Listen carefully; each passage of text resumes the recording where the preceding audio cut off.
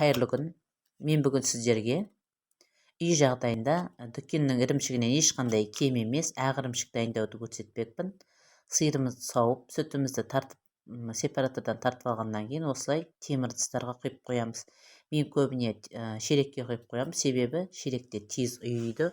Сол үшін шелекке құйып қоямын да сүт ұйығаннан кейін осылай әбден араластырып былғап тастаймын ұйыған сүтті. Осылай былғайсыздар. Оны былғап алғаннан кейін жанып жатқан пештің үстіне қоя саламыз. Нәтижесінде сүттен осындай ұйыған сүттен осындай сарсуынан бөлініп ірімшік пайда болады. Бұл ірімшікті сүзекіге салып сүзіп сарсуынан арылтып аламыз. Нәтижесінде осындай ақ ірімшік пайда болады. Бұл ақ ірімшік дүкеннің ірімшігінен ешқандай да кем емес. Кез келген заттарды пісіруге пайдалануларыңызға болады, және өзін қойылатылған сүт қосып, қаймақ қосып дастарханға ұсынуларыңызға болады. Ірімшігіміз дайын, ас болсын.